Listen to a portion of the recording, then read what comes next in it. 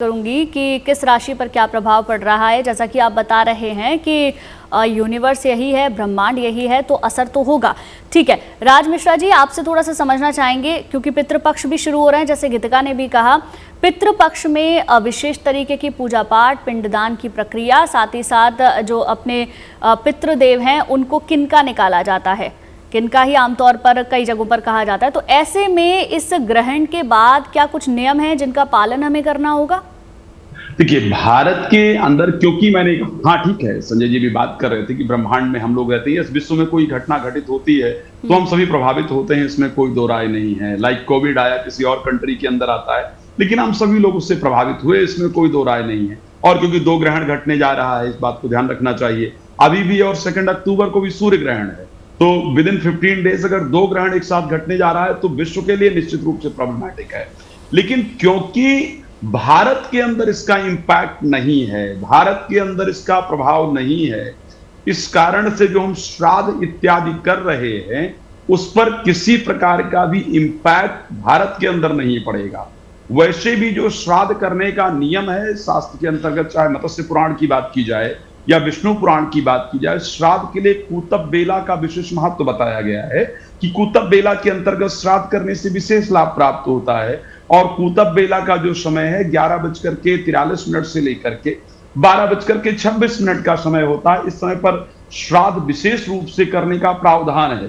तो एक तो उस टाइम पर ग्रहण होगा नहीं, और दूसरा भारत के अंदर इस ग्रहण का इंपैक्ट नहीं है, स्पिरिचुअल कोई भी इंपैक्ट नहीं पड़ेगा, धार्मिक कोई महत्व नहीं है। इस कारण से यहां पर पितृ पूजन वगैरह, श्राद्ध कर्म वगैरह जो हम तर्पण करते हैं, देव तर्पण करते हैं, ऋषि तर्पण करते हैं, यम तर्पण करते हैं, पितरों का पूजन करते हैं, ब्राह्मण को भोजन इत्यादि प्रदान करते हैं, वो सभी प्रक्रिया अपने नॉर्मल उसके अंतर्गत चलती रहेगी। उसमें किसी प्रकार के कोई परिवर्तन की आवश्यकता है नहीं, उसको साधारण परिस्थिति के अंतर्गत किया जा सकता है। हाँ, जहां पर ये ग्रहण घटित हो रहा है, जिन कंट्रियों के अंतर्गत घटित हो रहा है, वहां पर विशेष ध्यान रखना होगा। ग्रहण खत्म होने के बाद आपको अपने घर को अच्छी तरीके से साफ करना होगा, अपने मंदिर इत्यादि को अच्छी तरीके से साफ करना होगा, गंगा जल से अपने आप को शुद्ध इत्यादि करना होगा, और फिर जाकर के भोजन इत्यादि बना करके जो भी आप भोजन कराते हैं या पितृ इत्यादि को जल इत्यादि अर्पण करते हैं, वो सब चीजें कर सकते हैं। अब कई बार ये प्रश्न मन के अंतर्गत उठता है कि ऐसा क्या आखिर हो जाता है भाई कि चंद्रमा उतनी दूर है, और खासकर हमारे साइंटिस्ट मित्र तो जरूर इस प्रश्न को कई बार पूछ लेते हैं कि भाई चंद्रमा उतनी दूर है, ऐसा क्या हो जाएगा जिस कारण से हम घर को साफ करें, ऐसा क्या हो जाता है जिसके अंदर हम अपने शरीर को शुद्ध करें, ऐसा क्या? भाई ग्रहण तो चंद्रमा पर लगा है, हमारा उससे क्या लेना देना है?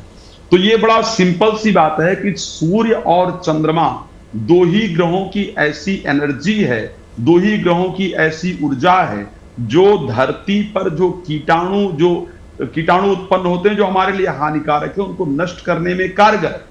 तो जब ग्रहण लगता है तो जो ऊर्जा मुझे सूर्य की चाहिए या चंद्रमा की चाहिए, जो मेरे शरीर को, मेरे यहां उत्पन्न हो रहे कीटाणुओं को नष्ट करने में कारगर हो, वो ऊर्जा हमें उस टाइम पर नहीं प्राप्त हो पाती है, जिस कारण से हानिकारक कीटाणु उत्पन्न हो और वो हमारे शरीर इत्यादि को नुकसान पहुंचाए। इस प्रकार की परिस्थिति रहती है।